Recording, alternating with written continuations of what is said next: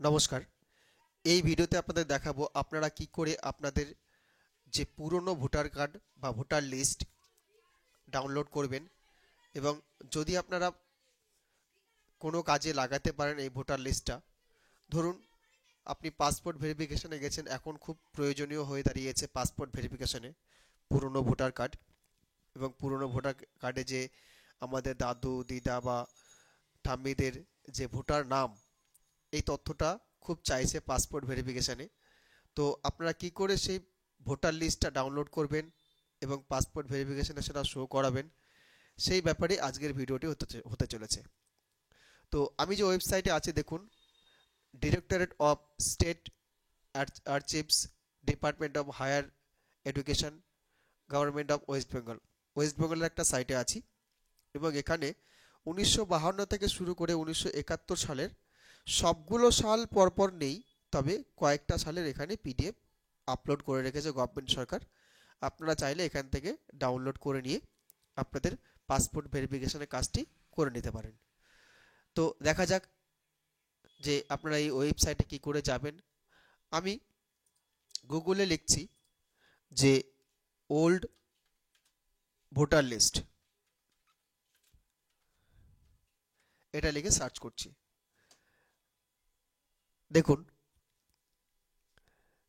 এটা করার সঙ্গে সঙ্গে প্রথম যে ওয়েবসাইটটি এসছে সার্চ ইলেকট্রাল রোল, এটা এসছে।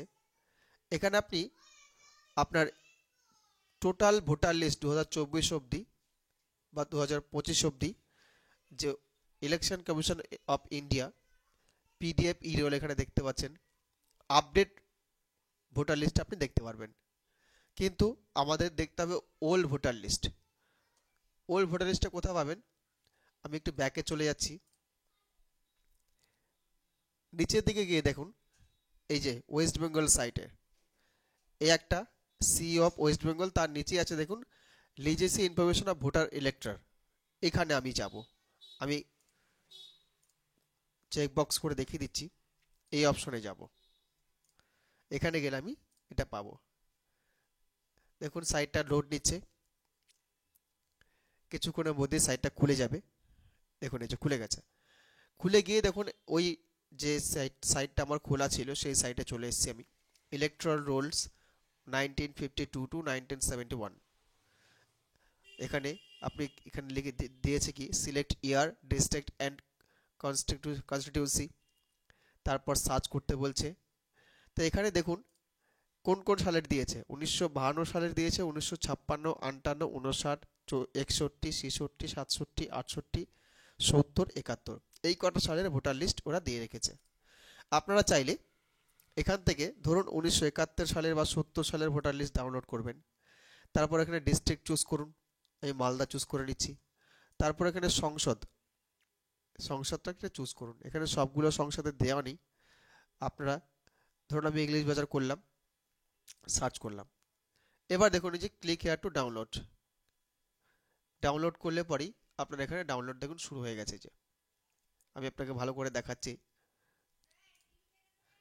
এই দেখুন ডাউনলোড চলছে। কিন্তু আপনারা এইভাবে ডাউনলোড করতে পারেন।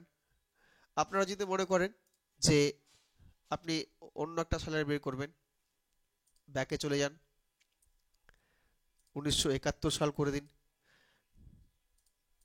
একবার রিলোড মেরে দিন, কারণ এর আগে যেহেতু অ্যাপ্লিকেশনটা একটা ডাউনলোড করা হয়েছে, রিলোড করে দিন, রিলোড হয়ে যাক। বা এখানে রিসেট করতে পারেন আপনারা, রিসেটও আছে। 1971 করে দিলাম, মালদা সিলেক্ট করে নিলাম, এবার আপনার সংসদ সিলেক্ট করে নিলাম, সার্চে ক্লিক করব। আবার দেখুন এখানে ক্লিক টু ডাউনলোড এসছে। তো এইভাবে আপনারা অন্যান্য ডিস্ট্রিক্টও কিন্তু চুজ করতে পারেন।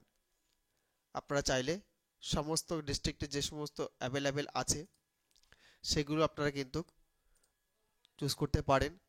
আমি অন্য ডিস্ট্রিক্ট চুজ করে দেখাচ্ছি, বাঁকুড়া কনস্টিটিউয়েন্সি চুজ করছি। মানে যেগুলো অ্যাভেলেবেল ওয়েস্ট বেঙ্গল গভর্নমেন্ট করে রেখেছে সেটা আপনারা অনায়াসে কিন্তু ডাউনলোড করে আপনাদের কাজে লাগাতে পারেন। এ দেখুন বাঁকুড়ার করলাম, চলে আসলো। তো এই পদ্ধতিতে কিন্তু আপনারা কিন্তু আপনাদের ওল্ড ভোটার লিস্টটি পাসপোর্ট ভেরিফিকেশনের জন্য ডাউনলোড করে নিতে পারেন এবং কাজে লাগাতে পারেন। আজকের ভিডিও এই অবধি। আপনাদের যদি এই ভিডিওটি ভালো লেগে থাকে অবশ্যই আমার ভিডিওটি সাবস্ক্রাইব করবেন, লাইক করবেন, চ্যানেলটি সাবস্ক্রাইব করে রাখবেন। যারা ফেসবুক পেজে দেখছেন অবশ্যই পেজটি ফলো করে রাখবেন এবং পাশে থাকা নোটিফিকেশান বেলে ক্লিক করে রাখবেন যেন আমি যখনই ভিডিও পোস্ট করব আপনাদের কাছে সর্বপ্রথম পৌঁছে যায়। দেখুন এখানে আমার পিডিএফটি ডাউনলোড হয়ে গেছে। এটা খুললে পরেই আপনার ভোটার লিস্টটা ডাউনলোড হয়ে যাবে, চলে যাবে।